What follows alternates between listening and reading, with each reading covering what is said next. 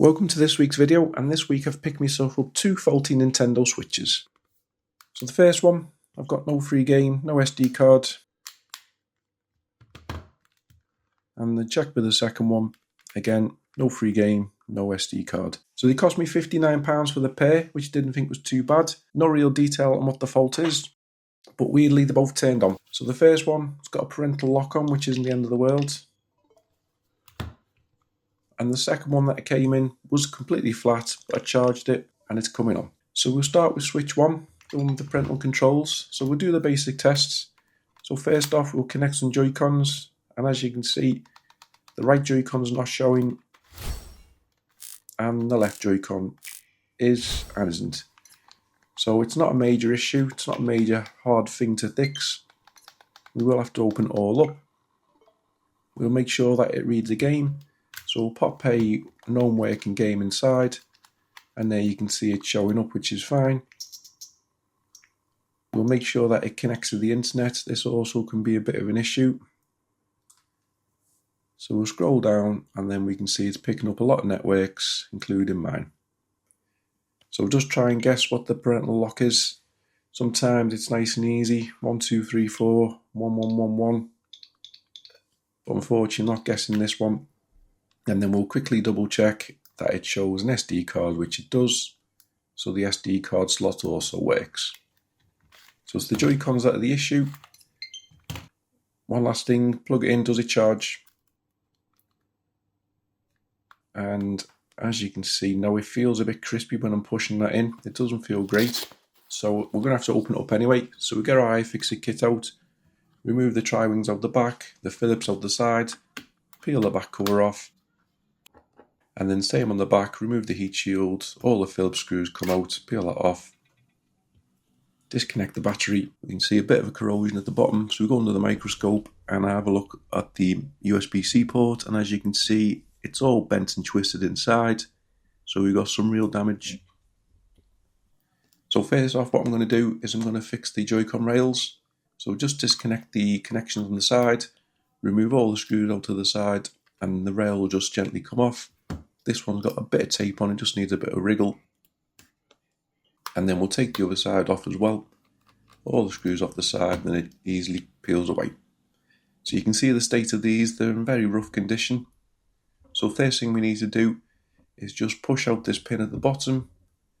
So pop that through, get some pliers to pull it out, and then we'll have a look. This is the connection part, and then you can see why it's not being read.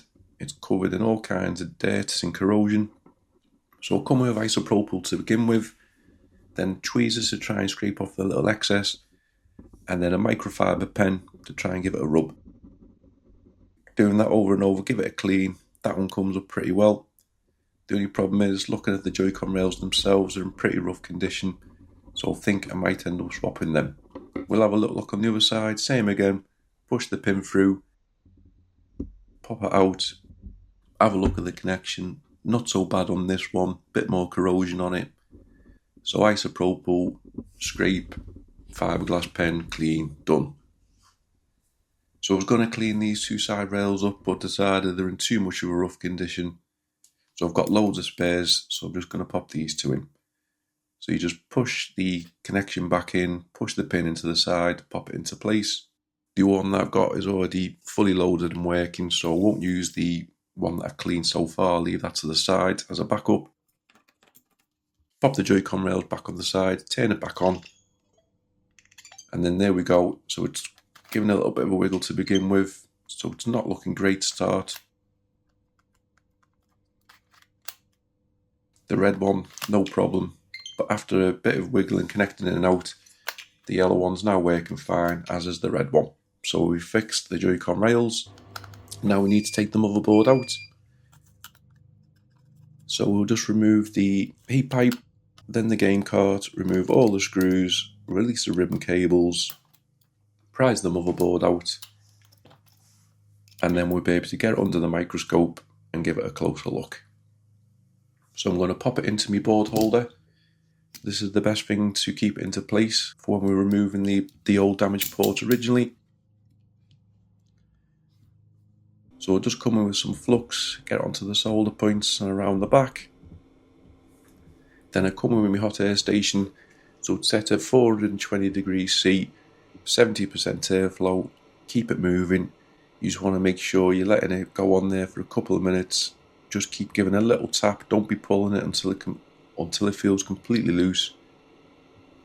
Focus the hot air on the back to make sure you're focusing on the hidden pins, you don't want to be ripping any traces. And then when it's really loose and wiggling around, that's when you can just very gently lift up and away.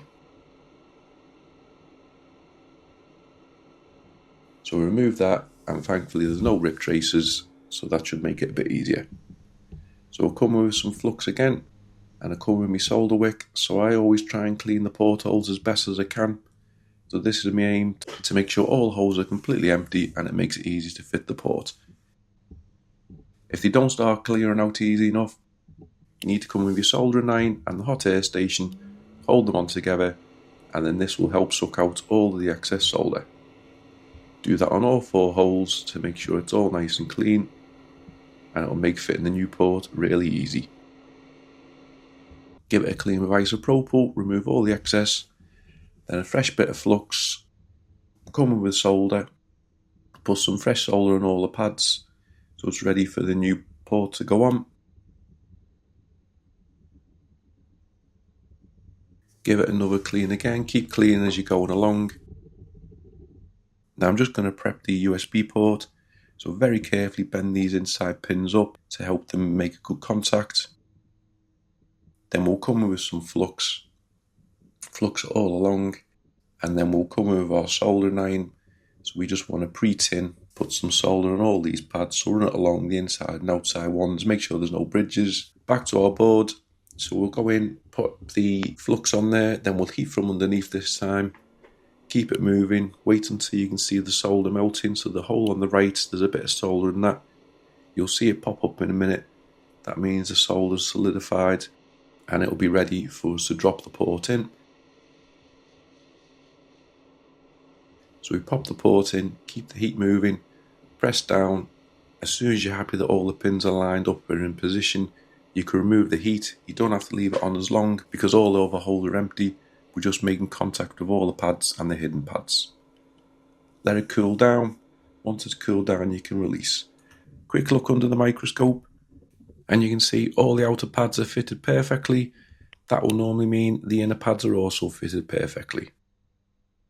So we'll flip the board over, and then the first thing I'll do is I'll give it a good clean with isopropyl to remove any of the excess dirty solder or anything that's on there. And then once we've done that, we'll come with some flux on all 4 corners. So give it plenty of flux, and then just come with your soldering iron, and then just hold the soldering iron on and let the solder flow right the way through.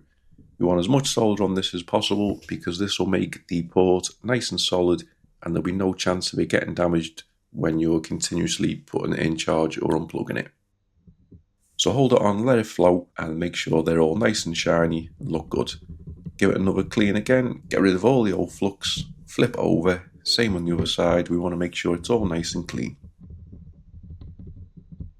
Now we need to give it a test, so we'll plug the battery in, we'll plug it in, we get a charge, yes, so it comes on, and it turned itself off, turned it back on, so that should mean that it's actually booting. So hopefully we've got a working board. Flip it over, it's charging on both sides, so hopefully we've fixed it completely. So put the board back in as much as I can, turn it on, we get a Nintendo logo, the Switch logo comes on, we can start up, touchscreen still works fine, everything's okay. The other thing we need to do is check that it docks. Sometimes the P13 chip blows, so very difficultly put it into the dock behind my TV, and as you can see it's showing on the screen. So we've definitely got an outputting Nintendo Switch, so now we've got a nice working Nintendo Switch. We just need to put it back together. So add some fresh thermal paste as we've completely took it back apart. Add all the new screws, the heat shield on the back, give it a clean as we go. Get rid of all the excess dust that's in there. Pop the back cover back on, and then all the screws in the back along the sides. And then that's switch number 1 done. So on to switch number 2. So again, let's see what this one does. So this one we're plugging it in, and this one is charging, so that's a good start. So it's showing a good amperage. We'll plug the Joy-Cons in. So it's showing that one of them's connected. So the left one's not connecting again. The right one is connecting, but it does go off. So again, it's going to need a good clean. Pop a game in. The game's showing up, so we're fine with the game. Pop an SD card in. SD card reader works okay, so that's not a problem either. And then we'll make sure that it connects to the internet. So we'll find the wireless devices, let it scan through, and then you can see it's picking up my wireless. So we just have to open this one up. So same again, take the screws out the back, along the side, peel the back cover off. Bit dirty, not too bad. Same with the heat shield. A lot of screws in the back of this, take all them out. Remove the battery. We'll just disconnect the side rails again. Take all the screws out of both sides. Disconnect that ribbon cable there, we don't want to rip it. And then these ones are in much better condition. We just have to have a little look. So we take the pin out, slide this part out, and that's pretty bad, one of the worst that I've seen. So we'll give it a good clean, give it a good scrape, as good as we can. It's not too bad, but it's not great. So what I'm going to do is I'm going to use the one that I took out the other board instead. So we pop that one in, and then we'll pop the pin back into that. Then we'll do the other side, just push the pin out, pull it out, have a little look. And that one isn't bad at all. So we'll give it a good clean of isopropyl, give it a once over, and then pop it all back together. Pin slides in, and then we're done. Just slide the ribbon cable back underneath the board, put the screws back into the side, same on the other side, pop all the screws back into the side, reconnect the ribbon cables, plug the battery back in, we'll give it a little test, turn it back on. This one's in pretty good condition, so I'm happy with this one as well. Just give it a little bit of a clean. So we start up, go to the Joy-Con connection, and then there you can see it connects and there's no wriggle movement on that one. And the red one, bit of a delay, but there's no wriggle room on that one. So both of them connect, both of them are perfect. Other check we need to do is make sure it docks. So we'll just try and position it into my dock, again hidden behind the TV. Have a quick look and it shows up. So happy with that. Won't have to take out the port or the P13 on this one.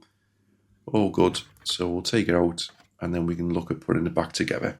So just take the Joy-Cons back off, just disconnect the battery. I'm going to put some new thermal paste on this one as well. So I will take the heatsink off as well to put some underneath it and then give it a freshen up. So here they are, two fully working Nintendo Switches. When I first got them, they both turned on and I thought I was going to have the easiest repairs ever. I thought there was nothing wrong with them and they were just going to fire up and they were going to be an easy flip. Obviously one of them was worse than the other. It needed a new port fitting, but it wasn't the hardest job. Both of them had really dirty Joy-Con rails, but now they both work. The Joy-Cons stay connected. Everything else being tested fine. They're not banned. They're not had mod chips in them. So it's worked out as a good purchase. Two Nintendo Switches for just under £30 each. And I'll look to get them a new home very soon. Thanks very much for watching. Please like, comment and subscribe.